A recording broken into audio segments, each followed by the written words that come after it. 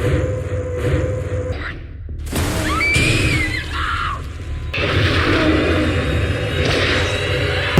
guys, apa kabar?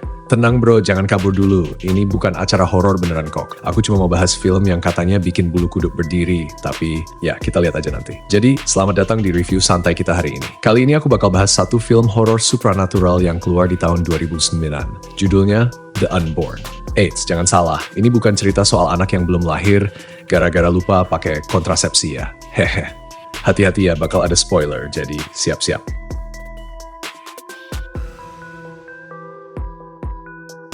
Film ini dimulai dengan seorang wanita bernama Casey yang lagi lari di taman. Dia berhenti buat istirahat dan nemu sebuah sarung tangan. Pas dia berbalik, dia lihat ada seorang anak laki-laki aneh yang lagi ngeliatin dia dengan mata biru terang dan kulit pucat.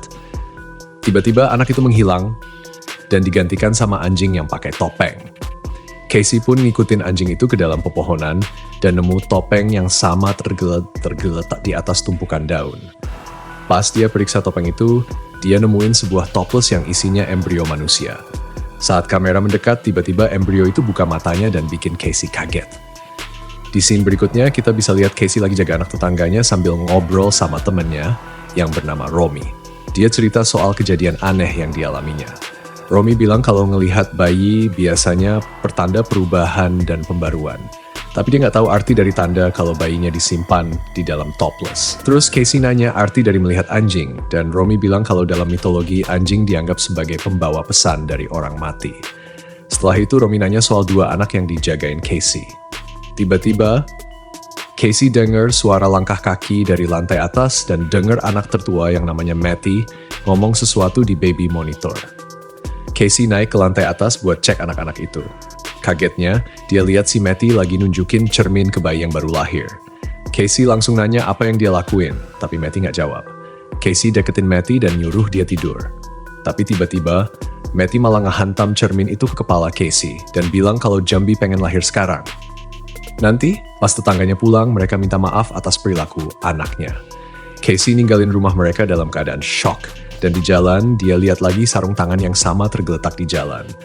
Casey sampai di rumahnya dan ayahnya nanya apakah dia mau cheesecake yang sedang dimakan. Tapi Casey nolak tawarannya dan langsung masuk ke kamarnya. Di kamar, dia bersih-bersih dan bersiap tidur. Tiba-tiba dia dengar ketukan dari cerminnya. Tapi pas dia buka, nggak ada apa-apa di sana. Besok paginya dia bikin telur orak-arik, tapi pas dia pecahin telur malah keluar serangga yang bikin dia kaget setengah mati. Dia langsung buang semuanya ke wastafel. Dia bingung pas ngelihat keluar jendela dan lihat Matty lagi ngeliatin dia. Nanti Casey ketemu lagi sama teman-temannya, dan Romy cerita soal takhayul kalau bayi baru lahir nggak boleh ngeliat bayangannya sendiri di cermin. Kalau nggak, mereka akan segera mati. Tapi geng itu malah ngeledek dia karena ngomong hal-hal kayak gitu. Nggak lama kemudian, mereka lagi ikut kuliah dan tiba-tiba pandangan Casey mulai buram. Dia ngeliat kalimat yang sama. Jambi wants to be born, tertulis di papan tulis. Bahkan kalimat itu muncul berkali-kali di buku catatannya. Tiba-tiba dia dapat bayangan tentang embrio di dalam toples, terus ada serangga yang merayap di tangannya. Kaget banget, dia langsung cabut dari kelas. Di adegan berikutnya, sutradara menampilkan adegan sinematik saat Casey lagi mandi. Kemudian di ruang ganti, Romy nyadar ada yang aneh sama mata Casey dan nyuruh dia ke dokter. Jadi Casey pergi ke dokter, dan dokter itu ngejelasin kalau dia mungkin punya heterochromia, yang berarti warna kedua matanya beda. Terus dokter bilang mungkin itu disebabkan oleh benturan keras dan kadang-kadang bisa juga karena melanoma ganas. Dokter lalu masang spekulum buat nahan kelopak matanya biar tetap terbuka dan mulai ngambil beberapa foto matanya. Setelah keluar dari rumah sakit, Casey dan pacarnya, Mark, jalan bareng. Casey ngasih kabar baik ke Mark, katanya mereka bisa main hormon karena ayahnya nggak bakal pulang sampai besok pagi. Tiba-tiba, Casey ngelihat anak yang sama dari visinya, berdiri di seberang jalan dan ngeliatin dia. Tapi anak itu langsung hilang begitu ada mobil lewat. Di adegan berikutnya, Casey dan Mark, si partner hormon, lagi tiduran di atas ranjang. Sayangnya, nggak ada adegan hormon lepas di film ini. Mark nanya apakah Casey percaya ada kehidupan setelah mati dan Casey jawab enggak. Casey jadi galau dan keinget masa lalunya. Ternyata ibunya pernah masuk rumah sakit jiwa. Mark coba nenangin Casey dengan ciuman penuh gairah. Kemudian Casey ngeliat matanya di cermin dan sadar kalau warnanya makin berubah. Waktu dia keluar dari kamar mandi, dia dengar suara ketukan dari cermin. Dia perlahan ngedeketin cermin itu dan ngebuka pintunya. Tapi nggak ada apa-apa di sana, jadi dia nutup lagi cerminnya. Sebelum dia pergi, suara ketukan itu muncul lagi. Jadi dia balik lagi dan buka cerminnya. Tapi kali ini, dia nemuin anak kecil yang teriak di dalamnya. Ini bikin Casey ketakutan setengah mati.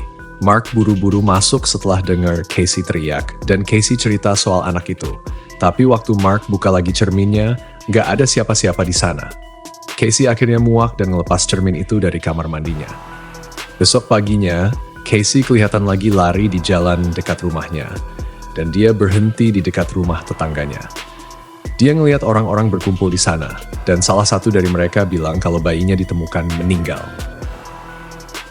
Kami mendapati bahwa kematian bayi itu semakin memperkuat takhayul tersebut. Sebelum pergi, Casey kembali melihat Matty yang sedang menatapnya dari jendela. Kemudian di hari yang sama, Casey mengunjungi dokter, dan dokter itu menanyakan apakah Casey punya saudara kembar, yang dijawab Casey dengan tidak. Tapi dokter menyarankan agar dia menemui konselor genetik, hanya untuk berjaga-jaga. Casey kemudian mengunjungi ayahnya dan memberitahu tentang hasil tes matanya. Dia bertanya kepada ayahnya apakah dia punya saudara kembar. Ayahnya akhirnya mengakui bahwa Casey memang punya saudara kembar laki-laki dulu. Tapi dia meninggal di dalam kandungan karena tali pusar Casey mencekiknya. Casey merasa kesal setelah mengetahui hal ini dan mempertanyakan apakah itu alasan ibunya bunuh diri. Ayahnya menolak alasan itu dan mengatakan bahwa ibunya sakit secara klinis dan itulah alasan dia mengakhiri hidupnya. Casey kemudian bertanya apakah saudara laki-lakinya punya nama, dan ayahnya menjawab bahwa dia dan almarhum istrinya menamainya Jambi. Di adegan berikutnya, Casey melihat album foto lama keluarganya dan menyadari ada satu foto yang hilang dari album itu. Dia membuka berkas lain dan menemukan beberapa potongan koran. Di salah satunya, dia menemukan nama Sophie Kozma. Casey melihat foto itu dan melihat bocah laki-laki yang sama dari visinya berdiri di samping ibunya yang sedang hamil. Keesokan harinya, Casey dan temannya Romy pergi bersama untuk mencari wanita bernama Sophie dari potongan koran itu. Mereka berbicara dengan resepsionis dan dia mengarahkan mereka ke kamar Sophie. Di perjalanan, Romy melihat seorang pria tua dan berkomentar bahwa dia tidak mau jadi tua. Sophie keluar dari kamarnya dan menjawab bahwa tidak ada yang mau jadi tua. Dia memperkenalkan pria tua itu yang bernama Walker dan mengatakan bahwa dia menderita stroke yang membuatnya lumpuh dari pinggang ke bawah. Sophie mengundang mereka masuk ke kamarnya, dan mereka menemukan kamarnya sangat nyaman. Casey memperhatikan ada tempat kosong di dinding dan bertanya tentang itu. Sophie mengatakan bahwa ada cermin di sana, tapi dia meminta cermin itu dihilangkan. Dengan mengejutkan, Sophie bertanya kepada Casey apakah punya saudara kembar. Casey memberitahunya bahwa dia punya saudara kembar laki-laki, tapi dia meninggal dalam kandungan. Casey memberitahu bahwa nama ibunya adalah Janet, dan dia menunjukkan potongan berita serta foto ibunya kepada Sophie. Setelah melihat foto itu, Sophie tiba-tiba menjadi aneh dan menyuruh mereka pergi. Beberapa saat kemudian, Casey bertanya-tanya bagaimana Sophie tahu bahwa dia punya saudara kembar. Kemudian, di tempat parkir, Casey memberitahu Romy bahwa bayi yang baru lahir itu meninggal, sama seperti takhayul Romy. Dia juga memberitahu bahwa anak tetangganya, Matty, mengatakan nama Jambi, yang merupakan nama panggilan yang diberikan orang tuanya kepada saudara laki-laki Casey yang belum lahir. Kemudian di rumah Casey, Mark memutar film lama dan mereka menontonnya bersama. Casey menonton film itu dan memberitahu Mark bahwa itu adalah rumah sakit jiwa yang sama, tempat ibunya pernah dirawat. Tepat sebelum filmnya berakhir, terlihat kenop pintu yang bergetar. Malam itu mereka pergi ke klub malam dan bertemu dengan teman-teman mereka. Mark pergi ke bar dan penglihatan Casey kembali kabur. Dia melihat anak kecil yang menyeramkan dan tiba-tiba anak itu menjerit. Casey ketakutan dan pergi ke kamar mandi. Tiba-tiba dia merasa mual dan mulai muntah.